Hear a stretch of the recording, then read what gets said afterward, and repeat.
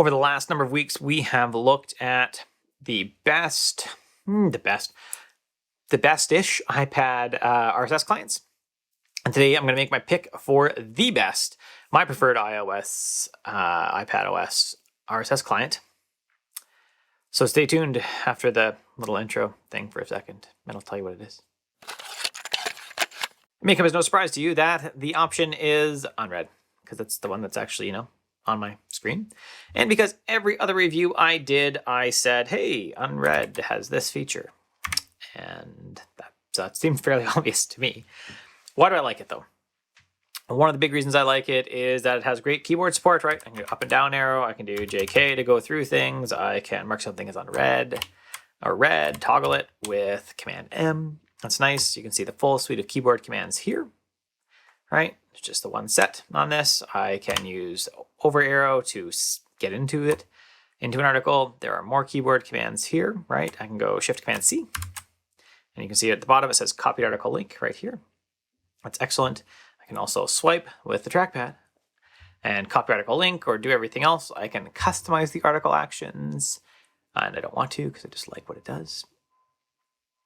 That's it. And the reading experience really is the biggest thing, right? When I go to, I don't know, I'll go to this. HBO Max arrives.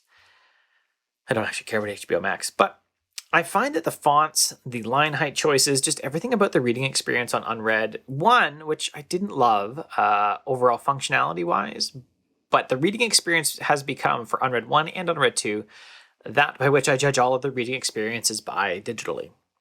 And this is what I want, because it just looks nice. It's got lots of sync services, right, we can use with it. This is actually one thing, right? We can go to add an account, and I have a good choice of sync services. That's excellent. Probably the one fault that I have with it is how do you add a subscription right here? Well, which if you do two-finger pull, now we can add a subscription. We can add save searches, and we can hide items. But there's no UI here for it, right? I can also reach up, and I can do the same thing with my finger. That's great. I don't know if there's a keyboard shortcut for it. Add a subscription, Shift Command N. But that's kind of hidden UI in here. I can see someone coming here and going how do I add a subscription? And in Unread 1, you couldn't add subscriptions. You couldn't do feed management, which seemed like it majorly hampered the application. But you can in this one. As for the other apps, the other choices that I had, the two runners is up, to use the title I used in the blog post that goes with this, would be Reader 4 and NetNewsWire. If you want a good RSS reader that's cross-platform, iPad and Mac, that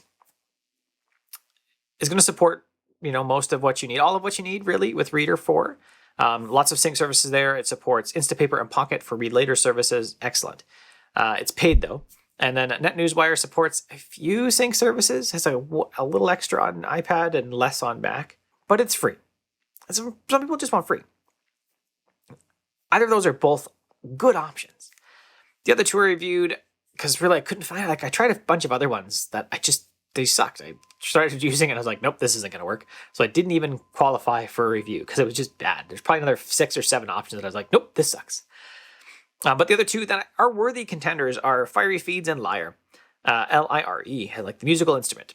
And Fiery Feeds would probably be the top one there. And they specifically had some interesting functionality around what was all the other sites that I follow, what are they linking to? What do they think is important? What is their hot link? They also had some interesting filters around sites that barely posted and sites that posted a lot. So you could mark the sites that post a lot. You could just mark all their stuff as read really easily. But ultimately, Fiery Feeds didn't have the UI, really. It was only okay. And Lyre, the keyboard commands were weird. That's just it. You'd go left and right arrows to go up and down the feed list. That didn't make any sense to me. And I just kept using it and be oh, this is kind of painful. It had some interesting features, but ultimately it was painful to use. And that means it's not a good contender. That's it.